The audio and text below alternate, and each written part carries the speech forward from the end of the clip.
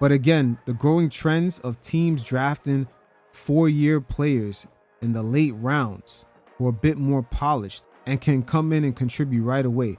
This is a growing trend. And their rookie sensation, Jaime Jaquez, sat down with JJ Redick, and he was asked about the old stereotype of the 4-year college player. You guys check it out, and every once in a while, I'll check in. You think there's a bias, like you staying 4 years in college? Do you think that led to some of this a little bit as well, as people being like, okay, there's a reason why he didn't come out? I don't know, honestly. Maybe. I would just say this. I know that staying 4 years is kind of like an anomaly nowadays, but I think at the same time, like, everyone's path is different.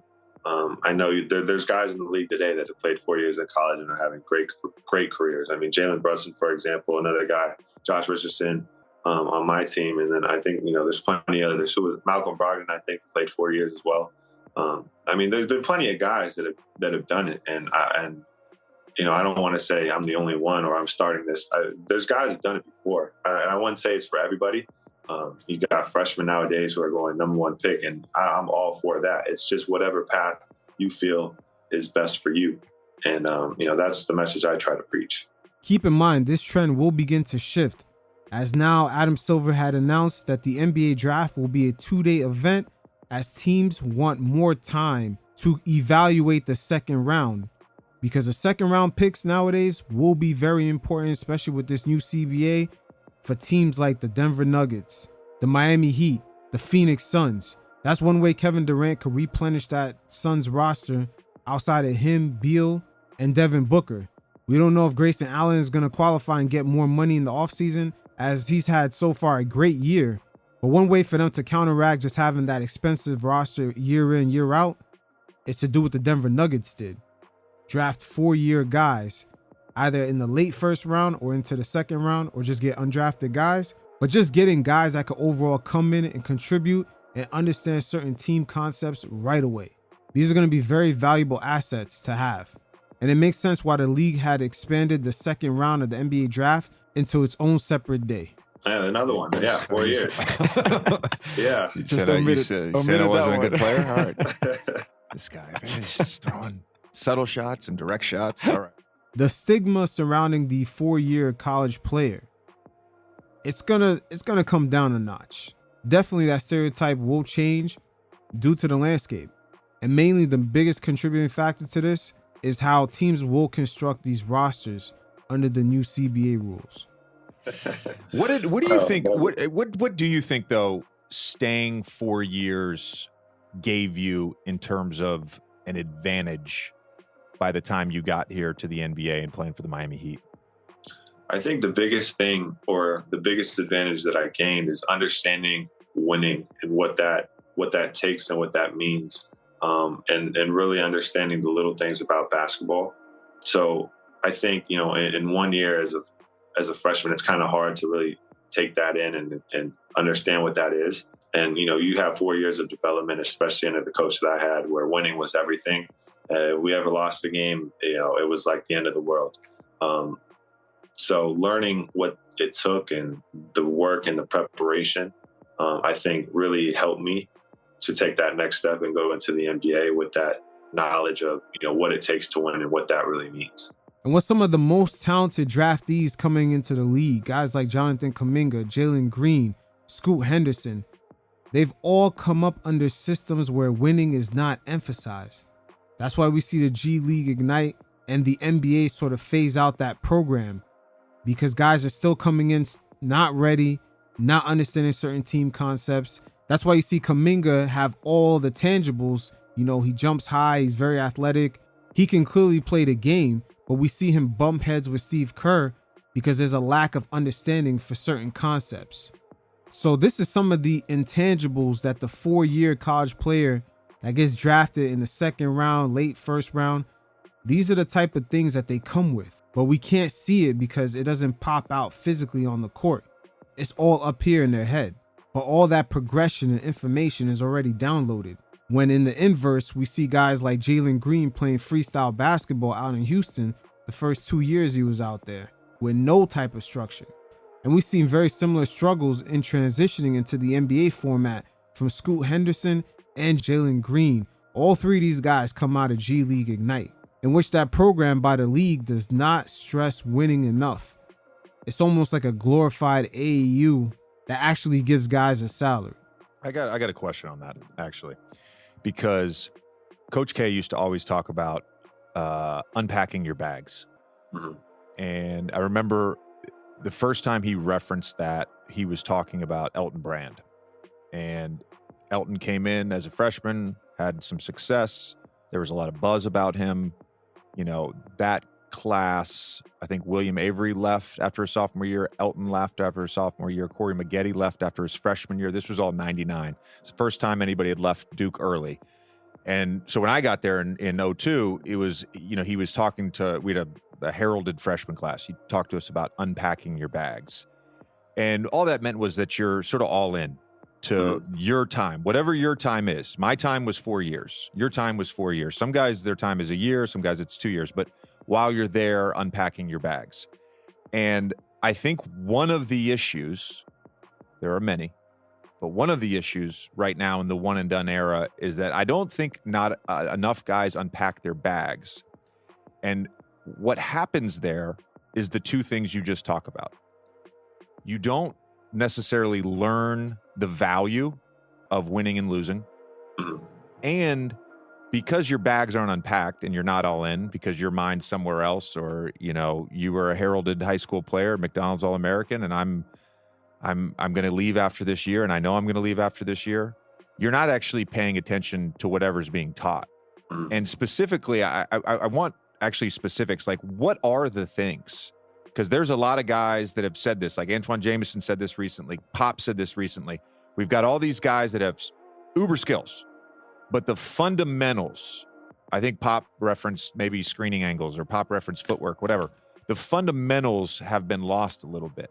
So where do you, so like specifically, like for me, I'll give you an example. I was a catch and shoot guy. Yeah. I was a catch and shoot guy in high school. When I got to Duke, two things happened. Later on in my career, I got to play on the ball. I got to run some pick and rolls. And then I spent so much time, not on YouTube, but actual film, studying Reggie Miller, Ray Allen, Rip Hamilton. So I actually got better at playing off the ball. I got better in my movement. I got better setting up screens. Those were the things for me that mattered once I got to the NBA. What were the things for you that mattered that you learned, the fundamentals, because you stayed 4 years? I mean, man, I could go on for a really long time. I'll say one that sticks out to me that my coach always said is, honestly, it's a pretty easy one, but listening.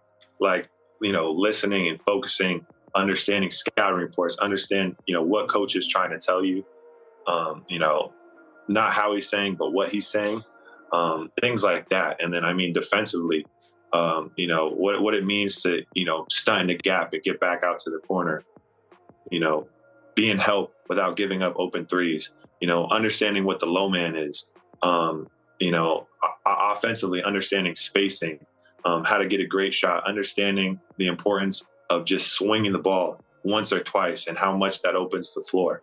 I mean, you know, understanding, you know, boxing out, rebounding, the importance of the game within the game.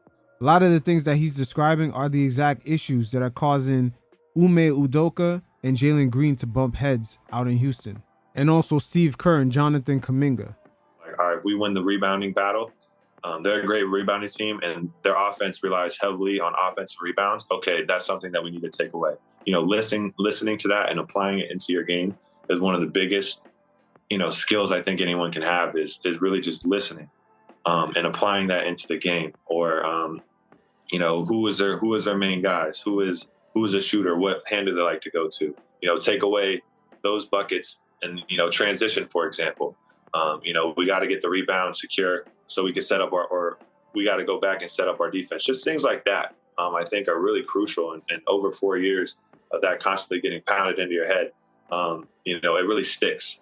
Yeah. It becomes programmed into your brain a little bit. Exactly. Were there any things like conceptually that were different when you got to the Heat? Yeah. I mean, I think, you know, spacing and you know, I wouldn't necessarily, like, to me, you know, college is plays and the NBA is a lot of actions. So I think that conceptually was a big thing. Obviously, shorter shot clock. You got to get shots on goal. But just, running quick actions and being unpredictable. Whereas in college, you got a lot of set plays. Okay, let's set up. Let's take our time. Let's get the best shot possible. In the NBA, it's like, all right, let's get a great action. First great shot available. We got to take it because the shot clock's short, and a lot of times if you pass up a good shot, you're not going to get a better one. And so I think that's a big thing transitioning from college into the NBA is just understanding how much faster the game moves and pacing and how much easy buckets are of value and just things like that. Those concepts are not really stressed out like that because overall that program is really to cultivate the talents of certain key guys. So let's just say if someone is in G League Ignite and they don't make it to the NBA draft, so they're right back into the G League Ignite. Now their job becomes to help out the new crop of players coming in to elevate their game. So it's almost like they have to take a back burner just to showcase the brand new talent that's coming in. And winning games is never even stressed out. They're just playing against other pro level talent.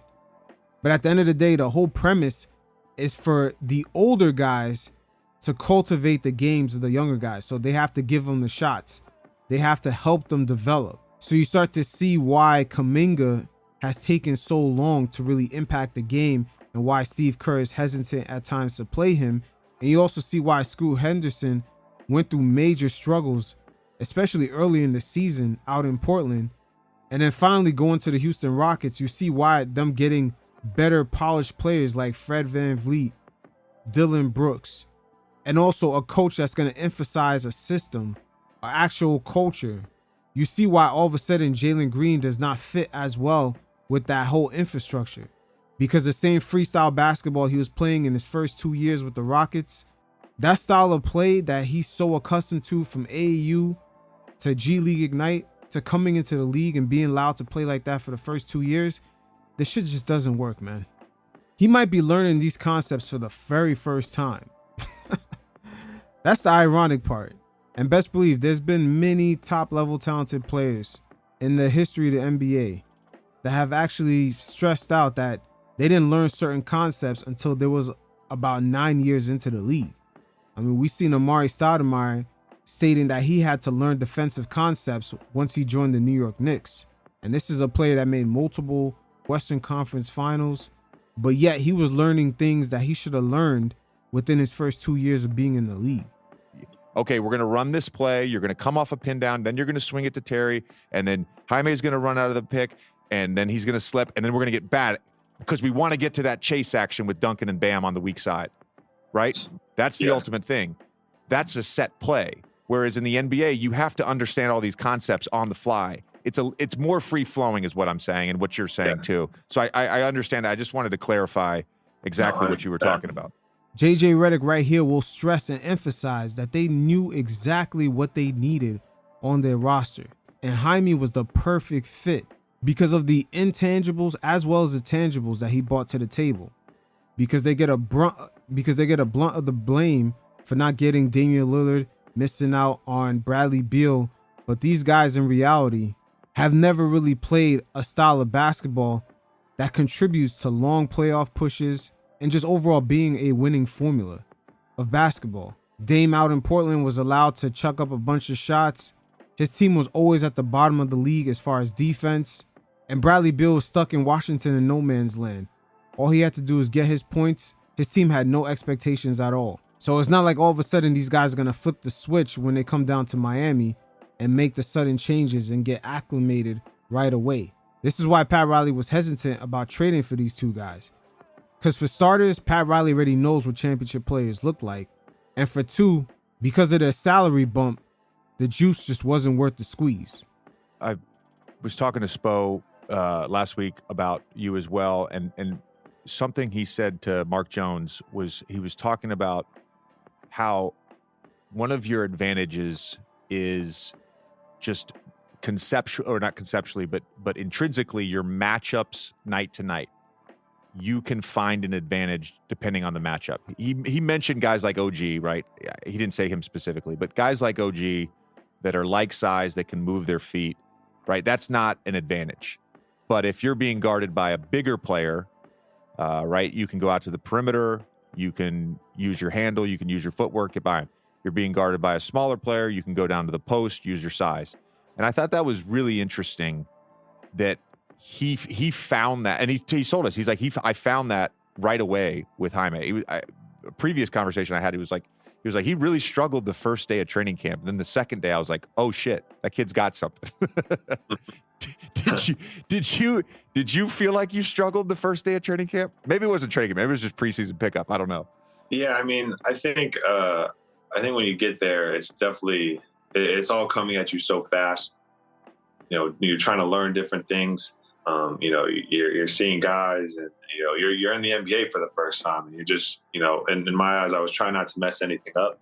But I think, you know, eventually you get more comfortable, and then I realized that, you know, I belonged here. This is this is why they drafted me, and this is what I was here to do.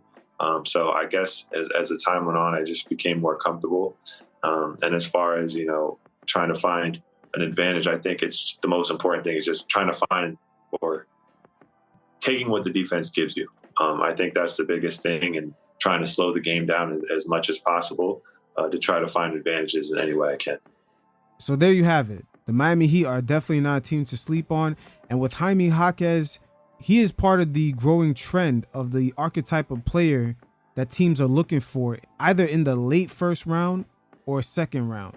But players like him will be very valuable going forward, especially for the teams that are already competing on a high level. They're going to want to draft guys that maybe played 3 to 4 years in college. Their rookie NBA season will be at the age of 23, 24, and they're ready to contribute right away, especially with their salary not being as high, because with the new CBA, having players like this is going to be very important. And everything kind of comes together when you look at the fact that the league is extending the second round of the NBA draft to its own individual day.